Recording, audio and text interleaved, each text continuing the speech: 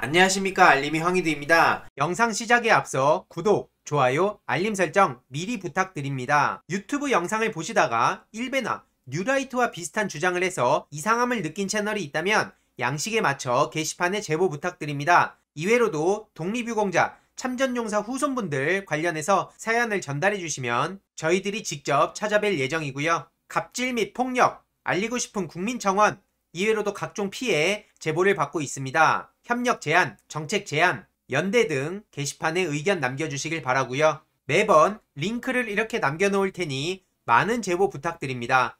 방금 전 이재명 경기도지사가 칼을 뽑았습니다. 지난 영상에서 말씀드렸던 1배 7급 공무원 합격자 논란 관련돼서 피드백이 빠르게 나온 건데요. 1배 출신의 성범죄가 의심되는 경기도 공무원 합격자가 논란이 되고 있다는 걸 지적하며 만약 사실이면 도민을 위한 공무를 수행할 자격이 없으므로 철저히 조사해서 사실로 확인될 경우 임용 취소는 물론 법적 조치까지도 엄정하게 시행하겠다는 입장을 밝혔습니다. 그래서 페이스북에 이렇게 인증 사진과 함께 신속한 대처를 예고했는데요. 늘 말씀드리지만 일배성 그런 콘텐츠들이나 그런 의식을 가진 사람들을 완전히 뿌리 뽑는 건 불가능합니다. 다만 저렇게 드러난 사람들에 대해서 엄벌을 하게 됐을 때 그걸 보면서 아, 이게 심각한 문제구나 라고 인식하는 청소년들이 많이 늘어난다는 것이고, 이렇게 신속한 대처에 언론에서도 이렇게 보도가 이어지고 있는데요. 저는 이거 정말 잘한 거라고 생각합니다. 일베에 대해서 관용을 보여줬을 때 중요한 것은 거기서 끝나는 게 아니라 그걸 가지고 영웅담을 펼친다든지 그걸 보고 있는 수많은 일베 유저들이 영향을 받아서 민주 진영을 우습게 한다는 게 치명적인 거고요. 그렇기에 이번에 칼을 뽑아서 단호한 대처를 하는 점에 있어서 이재명 지사를 잘못 건드렸다는 생각이 듭니다. 이런 대처는 아주 잘된 거라 생각합니다. 다음 소식인데요. 윤석열 검찰총장이 올해에도 국민을 14번이나 외치면서 신년사를 했다고 합니다. 국민의 검찰이 되자고 했다고 하는데, 보시다시피 검찰 가족 여러분 이러면서 검찰이 변하고 국민들이 그 변화를 피부로 느낄 수 있도록 힘을 합쳐보자는 아주 염치 없는 멘트를 날렸습니다. 애초에 기대도 없지만 막 나가는 듯한 행동을 보이는데요. 국민의 검찰을, 그리고 14차례나 국민이란 단어를 언급했다고 하는데 어디 감히 입에 자꾸 국민을 거론합니까? 이제 진짜 본인이 뭐라도 대통령이라도 되는 줄 아는 것 같은데 공직자로서의 몸가짐도 각별히 유념해달라고 하는데 제발 언행일치 좀 하면 안 됩니까? 진정한 검찰개혁 타령을 하고 있는데 진정한 검찰개혁, 윤석열 검찰총장이 여태까지 검찰 제도 개혁에 있어서 많은 명분을 준 건 사실인 것 같습니다.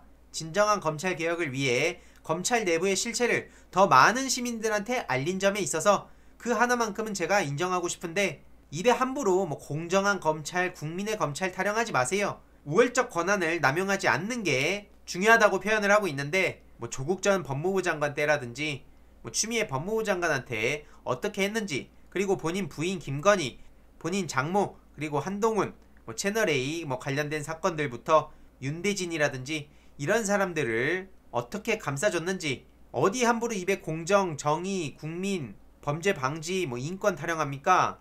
우리 깨어있는 시민들은 그렇게 어설픈 언플에 낚이지도 않고요. 이젠 그냥 우스울 뿐입니다. 박범계 법무부 장관 후보자가 청문회 준비 첫 출근했다는 소식이 오늘 오후에 전해지기도 했는데요. 지난 영상에서 말씀드렸듯이 시작하기도 전에 비난부터 하면서 힘을 빼는 것은 우리 스스로한테도 좋지 않다는 걸 다시 한번 말씀드리고 싶고요. 지켜보면서 평가에도 늦지 않는다는 말씀을 드리고 싶습니다. 김진욱 후보자도 입장을 밝혔는데요. 공수처 권한은 국민들에게 받은 것이고 무소불위의 권력, 헌법이 불허했다. 한마디로 공수처의 권한은 국민으로부터 나온 권한이기 때문에 이걸 다시 국민들한테 어떻게 돌려드릴지 심사숙고하겠다는 입장인 거고요. 대한민국은 민주공화국이기에 저런 무소불위의 권력이 국민들 위에서, 그리고 법 위에서 노는 건 말도 안 된다는 걸 저렇게 지적하는 듯 보입니다. 그런 권력은 헌법상 존재할 수가 없는 것이고 존재해서도 안 된다는 거고요. 청문회는 새해 1월에 열릴 예정이라고 하죠. 맹활약을 하고 박범계 의원한테 장관을 넘길 예정인 추미애 법무부 장관이 법무부 노조로부터 고발당했다는 황당한 소식이 전해지기도 했습니다. 동부구치소 사태가 추미애 장관의 직무유기라며, 보시다시피 코로나 집단 감염 사태와 임금 협상 거부를 이유로 추미애 법무부 장관을 검찰에 고발했다는 겁니다. 이들의 논리대로만 따지면 코로나 확진자 지금 계속 발생하는 데는 다 고발당해야 되는 겁니까? 어쩔 수 없이 저희가 검찰에 여태까지 계속 고발을 해왔지만 애초에 고발을 하는 것 자체가 검찰과 사법부의 판단을 맡기게 됨으로써 거기에 또 힘이 실린다는 문제가 있습니다. 저런 식으로 무자비한 고발을 하고 이후에 수사를 통해서 어떻게든 별건 수사로 엮어서 엄풀을 하고 재판까지 끌고 가는 게 조국 전 법무부 장관 때 우리가 보지 않았습니까? 어떻게 당했는지요. 민주당에서는 이런 공수처와 검찰개혁 입법 관련해서 연초에 다 끝내겠다는 계획을 밝혔고요. 이렇게 로드맵이 나왔다며 2월 발의하고 상반기에 입법하겠다는 검찰개혁 시즌2가 본격적으로 시작됐다는 소식도 꾸준히 전해드리고 있습니다. 윤호중 법사위원장이 검찰개혁 특위위원장을 맡으며 굉장히 든든하다는 생각이 드는데 앞으로도 검찰개혁에 대해서 꾸준히 목소리를 낼 예정이고요. 다음 소식입니다. 굉장히 중요한 건데요. 오늘 오전에 단독으로 코로나 의사 절실, 국시 거부 의대생 1월에 국시 치를 듯 이런 보도가 나왔습니다. 한마디로 지금 의대생들 관련해서 사실상 국시 재응시 기회를 주는 것이라는 얘기가 저렇게 언론을 통해 나온 건데 그러면서 반대하는 여론을 어떻게 설득할지도 관건이라고 보도를 하고 있고요. 이후로 언론에선 쭉 국시 거부 의대생들한테 추가 기회를 준다는 식으로 보도를 하고 있습니다. 벌써 12,000개 넘는 댓글이 달릴 정도로 정부를 향한 엄청난 욕이 이어지고 있는데요. 언론은 계속해서 이렇게 추가 시험 기회 부여 이런 식으로 2,700명 구제 이렇게 보도를 하고 있죠. 이런 내용이 언론에 도배가 되며 많은 시민들이 분노했는데 중요한 건 속보로 정부에서 입장을 밝혔습니다. 의사 국시는 재응시, 구제가 아닌 시험을 앞당겨서 진행하는 것인데 언론에서 계속 구제를 하는 것처럼 재응시하는 것처럼 저렇게 보도를 하고 있다는 게 문제입니다.